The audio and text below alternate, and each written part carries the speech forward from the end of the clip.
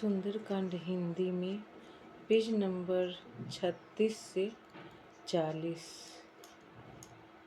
मनोजवं मरुततुल्यवेगं जितेन्द्रियं बुद्धिमतां वरिष्ठं वातात्मजं वानरयूथमुख्यं श्रीरामदूतं शरणं प्रपद्ये। अक्लितबलधामं हिमशैलावदेहं दंजमन्कृशानुं ज्ञानिनां गण्यं सकलगुणनिधानं वनिरानामधीशं रघुपतिप्रियभक्तं वात्जातं नमामि।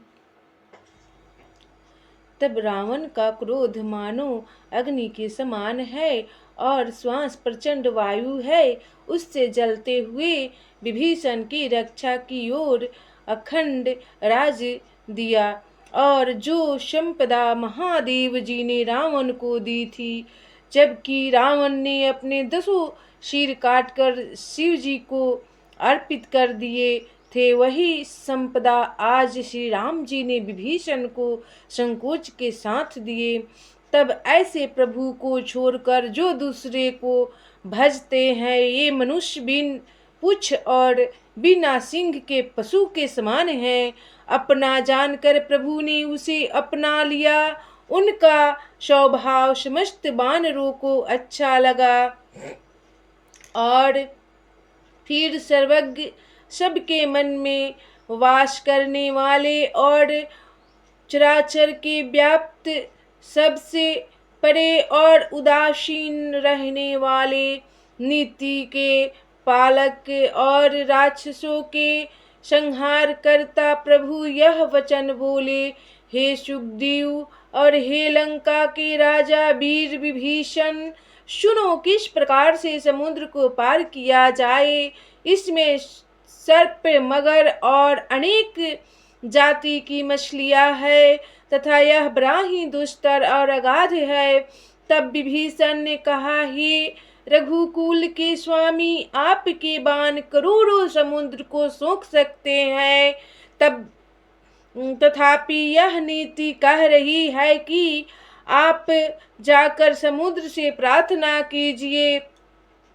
हे प्रभु, समुद्र आपके कुल की कृति है, विचार कर उपाय कहेगा, तब बिना परिश्रम ही यह सब ऋक्ष और वानरों की सेना पार उतर जाएगी।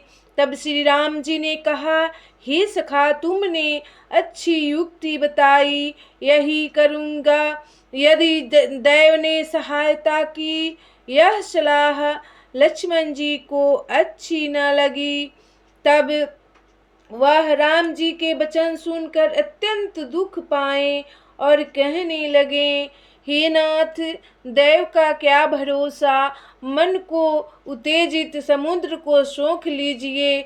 यह तो कायरों के मन का एक आधार मात्र है कि वे आलसी देव देव पुकारते हैं। तब यह सुनकर श्री राम जी मुस्कुराए और बोले, अच्छा, धैर्य धारण करो, ऐसा ही करेंगे। इस प्रकार लक्ष्मण जी को समझाकर श्री रामचंद्र जी समुद्र के समीप गए और तब वहां जाकर प्रभु ने पहले ही समुद्र को सिर नवाकर प्रणाम किया और कुशासन बिछाकर किनारे बैठ गए। जब विभीषण प्रभु के पास आए तो पीछे रावण ने दूत भेजा। तब वे सब आकर यहाँ का सारा भेद कपट रूप से देख लिया और प्रभु के गुण को अपने मन में सराहने लगे कि शरणागत पर इनका कैसा प्रेम है। तब प्रेमवश उन्हें अपना कपट रूप भूल गया और वे प्रगट रूप से श्री राम जी का स्वभाव बखानने लगा। जब बंदरों ने शत्रु का दूत जाना, तब उन्हें बांधकर सुग्रीव के पास लाए और सुग्रीव ने कहा, हे बंदरों, सुनो, अब इन सब राक्षसों का और अंग भंग करके ही भेजो। यह वचन सुनकर बंदर दौड़ पड़े और उन्हें बांधकर अपनी सेना के चारों तरफ घुमाने लगे। तब बंदर उन्हें बहुत प्रकार से मारने लगे। वे दीन होकर चिल्लाते तो भी न छोड़ते थे। तब वे राक्षस बोले, जो हमारा नाक कान काटे उसे श्री रामचंद्र जी की सौगंध है तब यह सुनकर लक्ष्मण जी उन्हें निकट बुलाए और दया के वश छुड़ा दिए। फिर लिखकर एक पत्र दे दिया और कह दिया कि कुल घाती रावण के हाथ में दे देना और उस मूर्ख रावण से मेरा यह उदार संदेश कह देना कि सीता को देकर मिलो, नहीं तो अब तुम्हारा काल आ गया है, अब तुम्हारा अंत होगा। ऐसा लक्ष्मण जी संदेश भेजे रावण को। तब वे दूत तुरंत ही लक्ष्मण जी के चरणों में सिर नवाकर उनका यशोगान करते हुए चल पड़े। तब श्री राम जी का यह यश कहते हुए लंका में प्रवेश किया और रावण को सिर नवाया। तब रावण ने हंसकर यह बात पूछी, कहो सुख कुशल तो है, फिर विभीषण की कुशल कहो, जिसकी मृत्यु बहुत निकट आ गई है। तब लंका का राज उस मूर्ख ने त्याग दिया, अब वह अभागा जौ का कीड़ा होगा। फिर भालू और बंदरों की सेना का हाल कहो, जो कठिन काल से प्रेरित हो यहाँ तक चली आई, जिनके जीवन की रक्षा तो बिचारे इस कोमल चित्त वाले समुद्र ने किया। फिर उन तपस्वियों की बात कहो कि जिनके हृदय में मेरा बड़ा भय है। तब उनसे भेंट हुई कि नहीं, अथवा मेरा सुयश सुनकर लौट गए और शत्रु सेना का तेज और बल कहता क्यों नहीं, तेरा चित्त चकित क्यों हो रहा है। तब दूत ने कहा, हे नाथ, कृपा करके आप जैसे पूछते हैं वैसे ही अब क्रोध त्याग कर मेरी बात को सत्य मानिए और सुनिए। जब आपका छोटा भाई गया तब जाते ही उसको श्री रामचंद्र जी ने तिलक किया और मुझे आप रावण का दूत सुनकर सब बांधकर अनेक प्रकार से दुख देने लगे। जब नाक कान काटने लगे तब श्री रामचंद्र जी की शपथ देने पर मुझे छोड़ दिया। हे नाथ, जो आपने बंदरों की सेना पूछी तो वह 100 करोड़ मुख से भी बखान नहीं की जा सकती। रिछ बंदर अनेक प्रकार के विशाल रूप धरने वाले, विकटानन और भय देने वाले हैं। ऐसा उनका दूत है जिसने लंका जलाई और तेरे पुत्र को मारा। उसका बल सब बंदरों से थोड़ा अधिक है और भी बड़े हैं। नामी योद्धा हैं जिनके अनेक नाम रूप है और उनके हाथियों का बल तथा तेज है।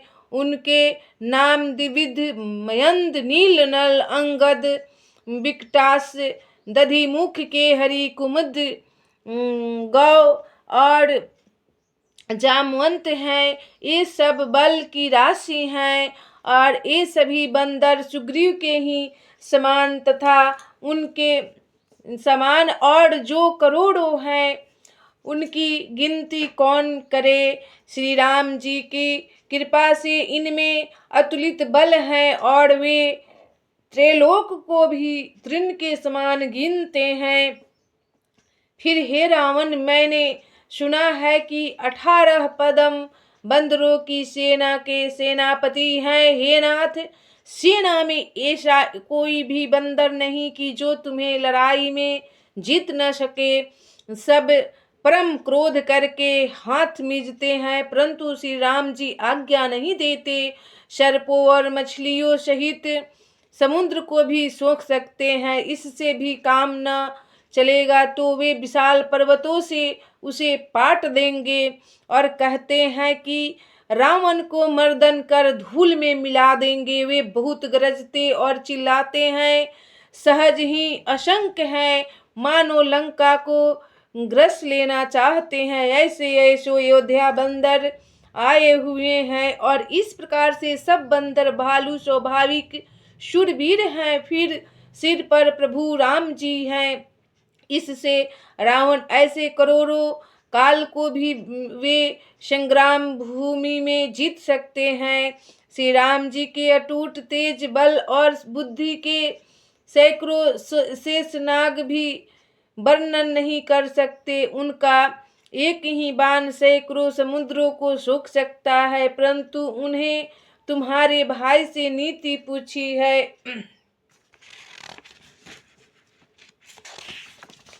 और उसकी बात को सुनकर श्री राम जी मन में कृपा धारण समुद्र से रास्ता मांगते हैं। उसकी यह बात सुनकर रावण हंसा कि जो ऐसी मति है तभी तो बंदर और भालू सहायता में हैं और स्वाभाविक भीरू के शब्दों को दृढ़ कर भला जिसने समुद्र से लड़कपन किया ऐसे मुंड की तो प्रशंसा करता है, परंतु शत्रु के बल बुद्धि का था मैंने पा लिया। रावण ऐसा हंस रहा है और मजाक उड़ा रहा है। दूत के कहने के बाद फिर जिसका विभीषण जैसा डरपोक मंत्री है उसे विजय की विभूति कहाँ लग सकती है। दुष्ट रावण की बात सुन दूत को बड़ा क्रोध भरा आया और उसने उपयुक्त समय विचार कर लक्ष्मण का पत्र निकाल कर दिया। रावण को कहा, श्री राम जी के छोटे भाई ने यह पत्र दिया है आपको, हे नाथ इसे बचवा कर छाती ठंडी कर लीजिए। तब हंसी के साथ बाएं हाथ से पत्र लिया रावण मंत्री को बुलाकर मूर्ख रावण उसे बचवाने लगा। फिर उस पत्र में लिखा था कि 63 बातों से मन को प्रसन्न कर कुल का नाश न कर। श्री राम जी के विरोध से बच नहीं सकता, चाहे ब्रह्मा विष्णु और महेश की शरण में क्यों न चला जाए, फिर भी तू हमसे नहीं बच सकता। अरे मूर्ख, अभिमान त्याग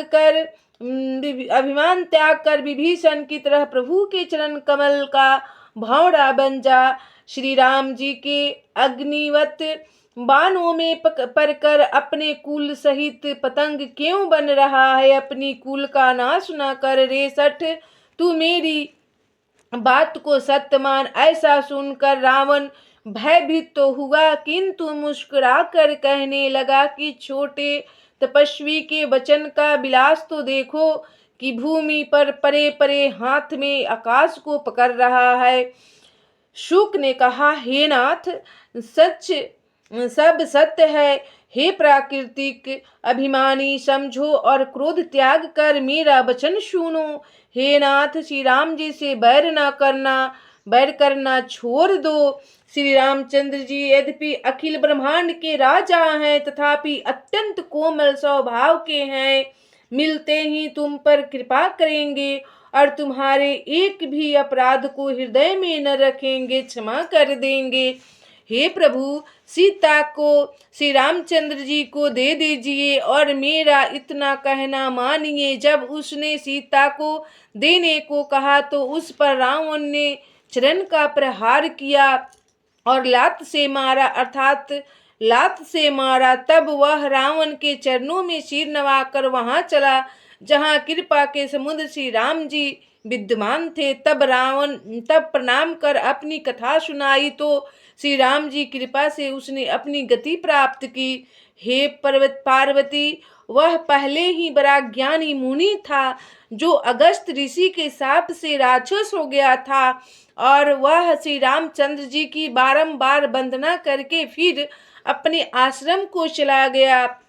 और उधर जब 3 दिन व्यतीत हो जाने पर भी समुद्र ने प्रार्थना न स्वीकार की, तब श्री रामचंद्र जी कोपयुक्त होकर बोले, भय के बिना प्रीति नहीं होती, और हे लक्ष्मण धनुष बाण लाओ, मैं अग्निबाण से इस समुद्र को सोख लूं। मूर्ख से प्रार्थना करना और कुटिल से प्रेम तथा स्वाभाविक कृपण से सुंदर नीति और जो मोह माया में पड़ा हुआ है उससे ज्ञान की कथा तथा लोभी से वैराग कहना और क्रोध अभिमानी से भगवान की कथा कहनी वैसे व्यर्थ है जैसे ऊषर में बीज बोने से व्यर्थ हो जाता है।